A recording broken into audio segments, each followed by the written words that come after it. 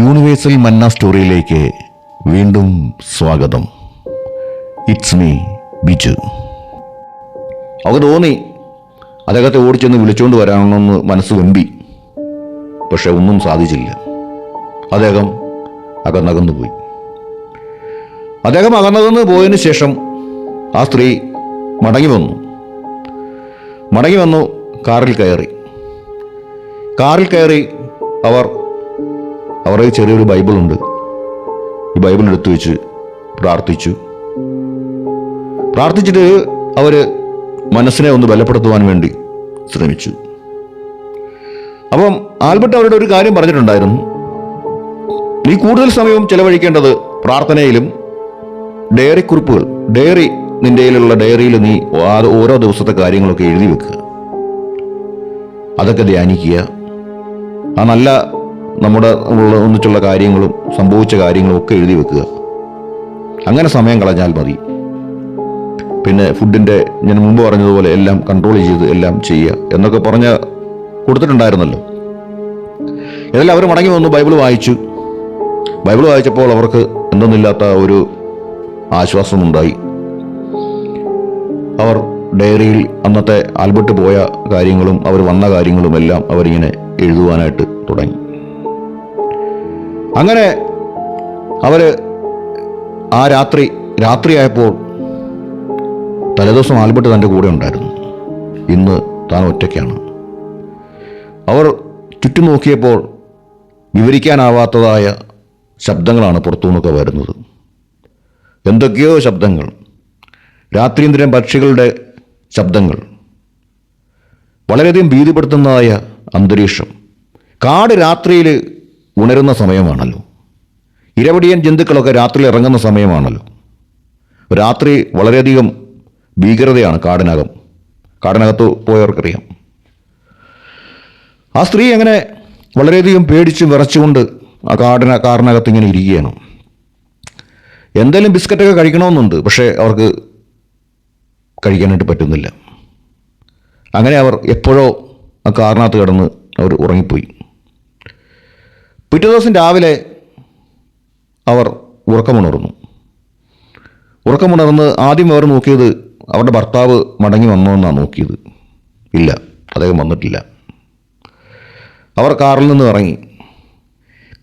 ഇറങ്ങി അവർ തൻ്റെ ഭർത്താവ് പറഞ്ഞതുപോലെ തന്നെ ഒരു ചെറിയ പാത്രത്തിനകത്ത് മഞ്ഞൊക്കെ എടുത്ത് കാറിൻ്റെ മുകളിൽ വെച്ച് ഉണക്കി ഉരുക്കി വെള്ളമാക്കാനുള്ള ഒരു ശ്രമമൊക്കെ നടത്തി നോക്കി. അങ്ങനെ അതൊക്കെ ചെയ്തു. അതിനുശേഷം അവരിങ്ങനെ ഏകയായി ആ കാറിനകത്ത് ഇങ്ങനെ ഇരിക്കുകയാണ്. അവരുടെ ഹൃദയത്തിനകത്ത് വളരെയധികം വേദനയും നിരാശയും എല്ലാം ഉണ്ട്. അവർക്ക് മനസ്സിലായി ഇവിടെ നിന്ന് ഇനി രക്ഷപ്പെടാൻ സാധിക്കില്ല എന്നുള്ള ഒരു തോന്നൽ അവരുടെ ഹൃദയത്തിനകത്തുണ്ട്. അങ്ങനെ ഇരിക്കുന്ന സമയത്ത് അവർ നോക്കുമ്പോൾ ജീവനുള്ള എന്തെങ്കിലും ആ ഭാഗത്തുണ്ടോ എന്ന് അവർ നോക്കുകയാണ്. പെട്ടെന്ന് ഒരു മഞ്ഞ കളറുള്ള ഒരു പക്ഷി ആ കാറിൻ്റെ അടുത്ത് വന്നു.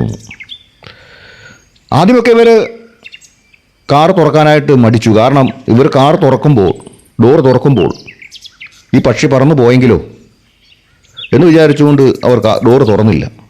കുറച്ച് സമയം കഴിഞ്ഞിട്ട് ആ പക്ഷി പറക്കാത്തത് കൊണ്ട് പോകാത്തത് കൊണ്ട് അവർ പതുക്കെ ഡോറ് തുറന്ന് വെളിയിലിറങ്ങി. അപ്പോൾ ആ പക്ഷി അവിടെ എന്തൊക്കെയോ കൊത്തിപ്പറിച്ചുകൊണ്ട് ഇവരുടെ അടുത്ത് തന്നെ ആ പക്ഷി അവിടെ നിൽപ്പുണ്ട്. അപ്പോൾ ഇവർക്ക് മനസ്സിന് വലിയൊരു ആനന്ദമുണ്ടായി, ഒരു സന്തോഷമുണ്ടായി. കാരണം ജീവനുള്ള ഒരു പക്ഷിയെങ്കിലും കണ്ടല്ലോ. പെട്ടെന്ന് അവർ ഈ പക്ഷിയോട് സംസാരിക്കാനായിട്ട് തുടങ്ങി. അവരുടെ വേദനകൾ പറയാൻ തുടങ്ങി. അവർ ആകപ്പെട്ട കാര്യങ്ങളൊക്കെ പറയാൻ തുടങ്ങി. മനുഷ്യൻ്റെ ഒരു സ്വഭാവം അങ്ങനെയാണല്ലോ. ചിലപ്പോൾ നമ്മൾ സ്വയമേ ഇരുന്ന് സംസാരിക്കും.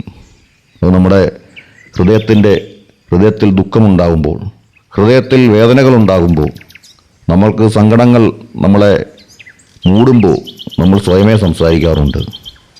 ചിലർ ദൈവത്തോട് സംസാരിക്കാറുണ്ട്. മനുഷ്യൻ സ്വയമേ സംസാരിക്കും, മൃഗങ്ങളോട് സംസാരിക്കും. നമ്മുടെ പട്ടിയോടൊക്കെ, നമ്മൾ വളർത്തുന്ന നായ്ക്കളോടൊക്കെ മനുഷ്യൻ സംസാരിക്കാറുണ്ടല്ലോ.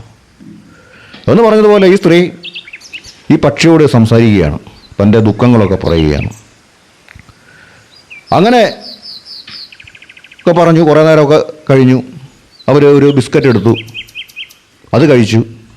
ബിസ്ക്കറ്റിൻ്റെ പാത്രത്തിലേക്ക് നോക്കി, കുറഞ്ഞു വരികയാണ്. പെട്ടെന്ന് അവർ അവരുടെ കയ്യിലുള്ള വെള്ളം ഒക്കെ എടുത്തു കുടിച്ചു. വെള്ളത്തിൻ്റെ അളവൊക്കെ വളരെയധികം കുറഞ്ഞിരിക്കുന്നു. എല്ലാം ഇനിയും ലിമിറ്റഡാണ്.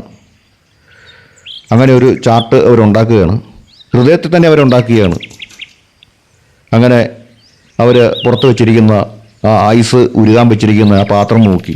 പക്ഷേ ഭർത്താവ് പറഞ്ഞതുപോലെ അധികം വെള്ളമൊന്നും അതിനകത്തൊന്നും കിട്ടിയൊന്നുമില്ല. അവർക്ക് മനസ്സിലായി അതുകൊണ്ടൊന്നും ജീവൻ നിലനിർത്താനായിട്ട് സാധിക്കില്ല. പുറത്തിറങ്ങി അദ്ദേഹം കാണിച്ചു തന്ന ആ ചെറിയ അരുവിയിലേക്ക് പോവുക തന്നെ നടക്കുകയുള്ളൂ എന്ന് അവർ ചിന്തിച്ചു. അങ്ങനെ അവർ ഒരു പാത്രം എടുത്തുകൊണ്ട് ആ അരുവിലേക്ക് പോവുകയാണ്. അവിടുന്ന് വെള്ളമെടുത്തു, തിരിച്ചു വന്നു. അപ്പോൾ ഏകദേശം ഒരാഴ്ച പിന്നിട്ട് കഴിഞ്ഞു. ഈ സ്ത്രീ ആ കാടിനകത്ത് അകപ്പെട്ടിട്ട് ഒരാഴ്ച പിന്നിട്ട് കഴിഞ്ഞു. പറയത്തക്ക പുരോഗതിയൊന്നും ഉണ്ടാകുന്നില്ല. കാരണം തൻ്റെ ഭർത്താവ് തിരിച്ചു വരുന്നില്ല. അദ്ദേഹത്തിന് എന്ത് സംഭവിച്ചുവെന്ന് അറിയില്ല. ചിലപ്പോൾ അവർ ചിന്തിക്കും അദ്ദേഹം ആൾക്കാരെ കൊണ്ട് വരുന്നതായിട്ട് അവർ സ്വപ്നം കാണും. അവർ പെട്ടെന്ന് സന്തോഷിക്കും, ഡോർ തുറന്ന് പുറത്തിറങ്ങും.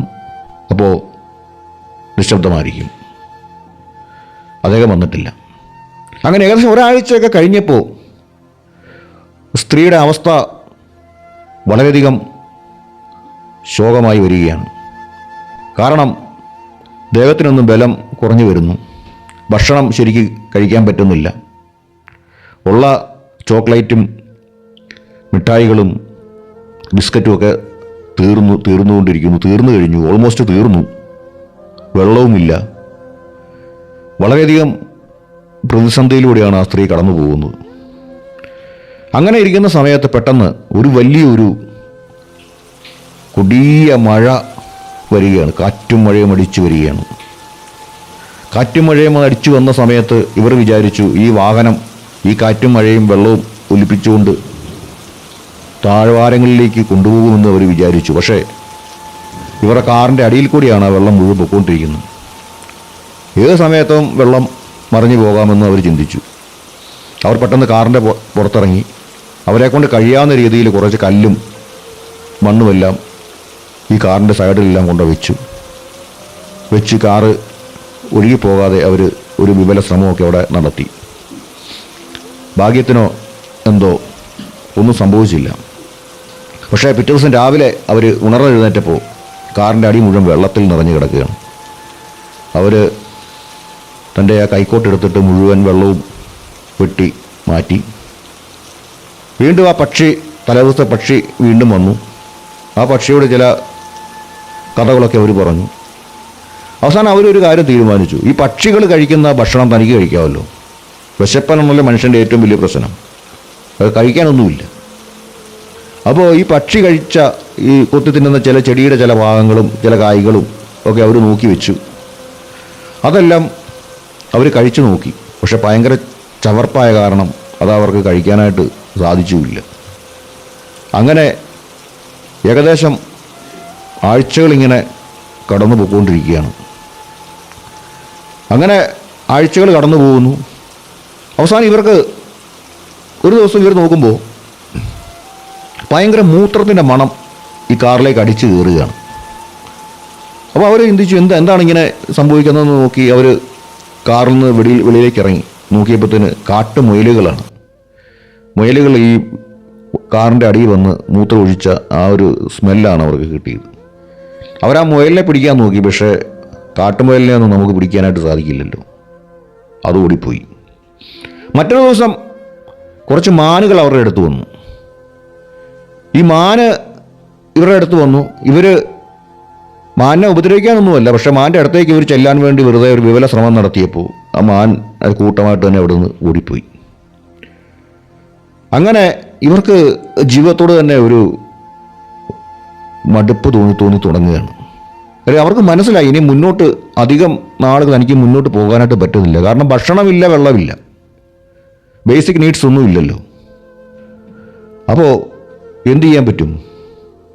അങ്ങനെ അവർ നിൽക്കുന്ന സമയത്ത് പെട്ടെന്ന് ഈ പ്രാർത്ഥനയും ഡയറിയിലെ കുറിപ്പുകൾ മാത്രമേ ഉള്ളൂ ലൈവായിട്ട് നടക്കുന്നുള്ളൂ. ബാക്കിയൊന്നും ഒരു മനുഷ്യൻ്റെ ഒരു ആവശ്യവും നടക്കുന്നില്ല. അങ്ങനെ അവർ ഇരിക്കുന്ന സമയത്ത് പെട്ടെന്ന് അവർ നോക്കുമ്പോൾ ഈ അവരുടെ അപ്പുറത്ത് കണ്ട ആ വലിയൊരു മല, ആ മല മുഴുവൻ പൂക്കളെ കൊണ്ട് ഇങ്ങനെ നിറഞ്ഞിരിക്കുകയാണ്, പൂത്ത് നിൽക്കുകയാണ്. അവർ ചുറ്റുപാട് നോക്കുമ്പോൾ അവിടെ മുഴുവൻ പൂക്കളുടെ ഒരു പറുദീസയാണ്. പൂക്കൾക്കിടയിലാണ് അവർ നിൽക്കുന്നത്. അപ്പോൾ അവർ നോക്കുമ്പോൾ അവരുടെ ഭർത്താവ് അവിടെ നിൽപ്പുണ്ട്. അങ്ങനെ മൊത്തത്തിൽ പൂക്കൾ മയം. അപ്പോൾ അവർ വിചാരിച്ചു താൻ മരിച്ചുപോയി, താനിപ്പോൾ സ്വർഗത്തിലാണ് എന്ന് ആ സ്ത്രീ വിചാരിച്ചു. അത് മനുഷ്യൻ്റെ ഒരവസ്ഥയാണല്ലോ. മനുഷ്യൻ്റെ ഒരു ഏകാന്തതയിൽ ഉണ്ടാകുന്ന മനുഷ്യനുള്ള ഒരു അവസ്ഥയാണത്. എന്തായാലും അവർ അവിടെ വന്നിട്ട് ഏകദേശം ഇപ്പോൾ 49 ദിവസമായി ഈ കാട്ടിനകത്തവർ. അവരെ കൊണ്ട് ഒന്നും സാധിക്കുന്നില്ല. അവരൊരു ജീവശവം പോലെയായി. കൈയൊന്നും അവർക്കെടുത്ത് പൊക്കാനായിട്ട് സാധിക്കുന്നില്ല. സംസാരിക്കാൻ പോലും അവർ പാടുവിട്ടു. വെള്ളമെടുക്കാൻ പോകണമെന്ന് അവർക്ക് ആഗ്രഹമുണ്ട്, അവർക്ക് പക്ഷേ അവരുടെ ശരീരം വഴങ്ങുന്നില്ല. അങ്ങനെ നിന്ന സമയത്ത് പെട്ടെന്ന് ഇവരൊരു കാര്യം തീരുമാനിച്ചു. ഇനിയും തനിക്ക് മരണമാണ്. മരണത്തെ സ്വീകരിക്കാൻ വേണ്ടി താൻ ഒരുങ്ങണം. തൻ്റെ ജീവിതം ഇവിടെ അവസാനിച്ചു കഴിഞ്ഞു. ഇനി മരണമാണ് തൻ്റെ മുമ്പിലുള്ള ഏക പോംവഴി. അങ്ങനെ അവർ മരിക്കുവാൻ വേണ്ടി അവർ ഒരുങ്ങുകയാണ്. മരിക്കാൻ വേണ്ടി അവർ തീരുമാനിച്ചു. അവരുടെ കയ്യിലുള്ള എല്ലാ വസ്ത്രങ്ങളും അവർ എടുത്തു, അവരുടെ ശരീരത്ത് അവർ ഇട്ടു. നാളെ മറ്റൊരാൾ വന്നു കഴിയുമ്പോൾ തന്നെ കാണുമ്പോൾ, മരിച്ചു കിടക്കുന്ന തന്നെ കാണുമ്പോൾ അവർക്കൊരു അസ്വാഭാവികത ഫീൽ ചെയ്യരുത് എന്ന് വിചാരിച്ചിട്ട് അവർ സ്റ്റഡിയായിട്ട് നീണ്ടു നിവർന്ന് തുണിയൊക്കെ ഇട്ട് അവരിങ്ങനെ കിടന്ന് മരിക്കാൻ വേണ്ടി കിടക്കുകയാണ്. അങ്ങനെ കിടക്കുന്ന സമയത്ത് ഏകദേശം കുറേ സമയം കഴിഞ്ഞപ്പോൾ അവരുടെ ഏകദേശം ബോധത്തിനും അബോധാവസ്ഥയിലും ഉള്ള ഒരു കാര്യമാണ് പിന്നെ അവിടെ ഉണ്ടാകുന്നത്. അപ്പോൾ കുറേ വണ്ടികളുടെ ഒച്ചയാണ് അവർ കേൾക്കുന്നത്. അവരാദ്യം വിചാരിച്ചു ഇത് തനിക്ക് തോന്നുന്ന തൻ്റെ മനസ്സിൻ്റെ എന്തോ ഒരു പ്രശ്നം കൊണ്ട് തോന്നുന്നതെന്ന് അവർ വിചാരിച്ചു. അവരെങ്ങനെ ചിന്തിച്ചുകൊണ്ടിരിക്കുമ്പോൾ പെട്ടെന്ന് അവരാ സ്വർഗമെന്ന് വിചാരിച്ച് കണ്ട ആ മലയിൽ 3 ആൾക്കാർ കാട്ടിൽ വേട്ടയ്ക്ക് വന്ന 3 ആൾക്കാരാണവർ. ഒരു സ്ത്രീയും ഉണ്ട്, അവരുടെ ഭർത്താവും ഉണ്ട്, അവരുടെ അച്ഛനുമുണ്ട്. അവർ ഒരു വണ്ടിയിലാണ് അവർ വന്നത്. അവരാ വണ്ടിയെ വന്ന് അവർക്ക് ആ സ്ഥലത്ത് അവിടെ എത്തേണ്ട യാതൊരു ആവശ്യവുമില്ല. ആ ഭാഗത്തേക്ക് അവർ സാധാരണ വരാറില്ല. പക്ഷെ ഇന്നെന്തോ അവർ ആ സ്ഥലത്തേക്ക് അവിടെ എത്തുകയാണ്. എത്തുന്ന മറ്റൊന്നുമല്ല, ഈ പെൺകുട്ടിയെ വേട്ടയാടുന്ന മാനിനെയൊക്കെ വേട്ടയാടുന്നത് എങ്ങനെയെന്ന് പഠിപ്പിക്കാൻ വേണ്ടി അവർ അവിടെ എത്തിച്ചതാണ്. അങ്ങനെ അവിടെ എത്തിയപ്പോഴാണ് ഇങ്ങനൊരു കാറ് അവർ കാണുന്നത്. അപ്പോഴവർ ഈ കാറിൻ്റെ അടുത്തേക്ക് 3 പേരും വന്നു. 3 പേരും വന്നിട്ട് ഈ കാറിൻ്റെ ഗ്ലാസ്സിൽ തട്ടി അവർ വിളിച്ചു കഴിഞ്ഞപ്പോൾ ഈ സ്ത്രീക്ക് എഴുന്നേക്കാനൊന്നും വയ്യ. അവർ കണ്ണു തുറന്നു. അവരിവരെ കൈ കാട്ടി വിളിച്ചു. അപ്പോൾ അവരുടെ അടുത്തേക്ക് ചെന്നു. അപ്പോൾ അവർ ചോദിച്ചു, അമ്മ, എങ്ങനെയാണ് ഈ രാത്രിയിൽ അല്ലെങ്കിൽ ഈ സ്ഥലത്ത് നിങ്ങൾ എത്തപ്പെട്ടത്? എന്താണ് നിങ്ങൾക്ക് സംഭവിച്ചത്? നിങ്ങളുടെ കൂട്ടത്തിൽ വേറെ ആരും ഇല്ലേ? നിങ്ങളുടെ ഭർത്താവില്ലേ? നിങ്ങളുടെ മക്കളില്ലേ? ഈ കാർ എങ്ങനെയാണ് ഇവിടെ വന്ന് വിട്ടത്? എന്നൊക്കെ അവർ 1000 ചോദ്യങ്ങൾ അവർ ഈ റീത്തയോട് ചോദിക്കുകയാണ്. അപ്പോൾ റീത്തയ്ക്ക് മറുപടിയൊന്നും പറയാനായിട്ട് പറ്റുന്നില്ല. അവരെ എണ്ണിപ്പെറുക്കി കുറച്ച് കാര്യങ്ങളൊക്കെ പറഞ്ഞു. കുറച്ചൊക്കെ അവർക്ക് മനസ്സിലായി. പക്ഷേ അവർക്ക് വിശ്വാസം വന്നില്ല. ഇങ്ങനെയൊക്കെ ഒരു മനുഷ്യന് സംഭവിക്കുമോ?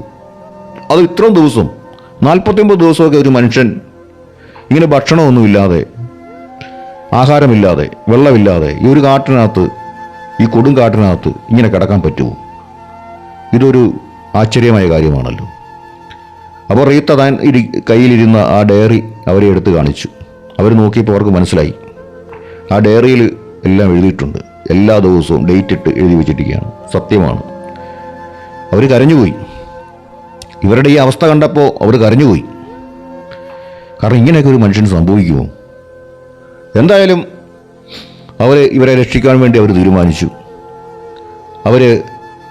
അവർ വന്ന വണ്ടിയിൽ ഇവരെ കൊണ്ടുപോകാനായിട്ട് കഴിയില്ല. കാരണം അത് ട്രക്കിങ്ങിനൊക്കെ ഉപയോഗിക്കുന്ന വണ്ടിയാണ്. അതുകൊണ്ട് അത് പറ്റില്ല. അതുകൊണ്ട് അവരെന്ത് ചെയ്തു? അവർ പറഞ്ഞു, ഈ മകളെ ഈ റീത്തയുടെ അടുത്ത് നിർത്തിയിട്ട് ഈ ഭർത്താവും അച്ഛനും കൂടെ ആ വണ്ടി ഓടിച്ചുകൊണ്ട് ദൂരേക്ക് പോയി. അവർ പോയിട്ട് റെസ്ക്യൂ ടീമിനെ അവർ വിളിച്ചുകൊണ്ട് വന്നു. പിന്നെ റീത്ത കാണുന്നത് താൻ ആ സ്വർഗം പോലെ കാണുന്ന, അല്ലെങ്കിൽ ആ പൂത്തുലഞ്ഞു നിൽക്കുന്ന മലകളും പൂക്കളും നിറഞ്ഞ ആ ഒരു സ്ഥലത്ത് ഒരു ഹെലികോപ്റ്റർ വന്ന് ഇറങ്ങുന്നതാണ് ഈ റീത്ത കാണുന്നത്. ആ റീത്തയ്ക്ക് കണ്ണുകളെ വിശ്വസിക്കാനായിട്ട് സാധിച്ചില്ല. അതിൽ നിന്നും കുറച്ച് ആൾക്കാർ ഇറങ്ങിയിട്ട് അവർ സ്ട്രെച്ചറുമായിട്ട് ഓടി വന്ന് അവർ റീത്തയെടുത്ത് ആ ഹെലികോപ്റ്റർ കയറ്റി. ആ ഹെലികോപ്റ്റർ അനന്തതയിലേക്ക് പറന്നുയരുകയാണ്. അപ്പോൾ താഴെ നിന്നുകൊണ്ട് ആ വന്ന ആ സ്ത്രീയും അവരുടെ ഭർത്താവും അവരുടെ അച്ഛനും അവരെ ഇങ്ങനെ കൈകാട്ടി, അല്ലെങ്കിൽ അവരെ വിഷ് ചെയ്തുകൊണ്ട് നിറഞ്ഞ കണ്ണുകളിലൂടെ താഴെ അവർ നിൽപ്പുണ്ട്. അവർ ആ ഹെലികോപ്റ്ററിൽ കൂടെ താഴേക്ക് നോക്കുമ്പോൾ താൻ പറന്നുയരുന്നത് വരെയും അവരവിടെ നോക്കി നിൽക്കുന്നത് അവർക്ക് കാണുവാനായിട്ട് സാധിച്ചു. എന്തായാലും അവരെ നേരെ ഹോസ്പിറ്റലിൽ കൊണ്ടുപോയി. ഡോക്ടർമാർ പറയുന്നത് അവരുടെ ഏകദേശം ചില ഇൻറ്റേർണൽ ഓർഗൻസ് എല്ലാം പ്രവർത്തനക്ഷമമായി എന്നാണ് പറയുന്നത്. എന്തായാലും അവരുടെ ഇച്ഛാശക്തിയും പ്രാർത്ഥനയും ആണ് അവരെ വീണ്ടും ജീവിതത്തിലേക്ക് മടക്കിക്കൊണ്ടുവന്നത്. എന്നാൽ അവരുടെ ഭർത്താവായ ആൽബർട്ടിനെ കുറിച്ച് വീണ്ടും അന്വേഷിച്ചു. നൂറുകണക്കിന് ആൾക്കാരാണ് അയാളെ അന്വേഷിക്കാൻ വേണ്ടി പുറപ്പെട്ടത്. GPS-ഉം പോലീസ് നായ്ക്കളും അധികം ഉള്ള അതേപോലുള്ള വലിയ സന്നാഹങ്ങളുമൊക്കെ ആയിട്ട് വളരെയധികം അയാളെ അന്വേഷിച്ച് നടന്നു. അവസാനം ഏകദേശം 2 മാസം കഴിഞ്ഞപ്പോൾ ഈ അപകടം നടന്ന ഈ സ്ഥലത്തിന് ഒരു 12 കിലോമീറ്റർ അപ്പുറം ഒരു മരത്തിൻ്റെ ചുവട്ടിൽ അദ്ദേഹം മഞ്ഞിൽ പൊതിഞ്ഞ് അദ്ദേഹത്തിൻ്റെ അവശിഷ്ടമാണ് പിന്നെ കാണുവാനായിട്ട് സാധിച്ചത്. GPS അദ്ദേഹത്തിൻ്റെ കയ്യിൽ ഉണ്ടായിരുന്നില്ല. ഒരുപക്ഷെ അയാൾ നിരാശ കൊണ്ട് എടുത്ത് എറിഞ്ഞു കാണും അയാൾ. അങ്ങനെ റീത്ത വീണ്ടും ജീവിതത്തിലേക്ക് തിരിച്ചു വന്നു. അമേരിക്കക്കാരുടെ ഒരു കാര്യമെന്ന് പറയാൻ നമുക്കറിയാമല്ലോ. അവർ എന്തു ചെയ്യും? അവർ ജീവിതത്തിൽ തിരിച്ചു വന്നു, കുറേ ആരോഗ്യമൊക്കെ വീണ്ടെടുത്തു. ആ സ്ത്രീ വീണ്ടും കല്യാണം കഴിച്ചു. അവർ മക്കളും കൊച്ചുമക്കളും ഒക്കെ ആയിട്ട് വീണ്ടും അവർ സന്തോഷത്തോടെ അവർ ജീവിച്ചു. ഇതാണ് ഒരു സ്ത്രീയുടെ അതിജീവനത്തിൻ്റെ ഒരു കഥ. ഈ കഥ നിങ്ങൾക്കെല്ലാവർക്കും ഇഷ്ടപ്പെട്ടു എന്ന് ഞാൻ വിചാരിക്കുന്നു. ഇഷ്ടപ്പെട്ടെങ്കിൽ എനിക്ക് ലൈക്ക് ചെയ്യണം, സബ്സ്ക്രൈബ് ചെയ്യണം. അതുമാത്രമല്ല, കഥകളെ ഇഷ്ടപ്പെടുന്ന, കഥകളെ സ്നേഹിക്കുന്ന നിങ്ങളുടെ കൂട്ടുകാർക്ക് ഇത് അയച്ചു കൊടുക്കണം. ഇനിയും മറ്റൊരു നല്ല കഥയുമായി വീണ്ടും നമുക്ക് കാണാം. It's me Biju.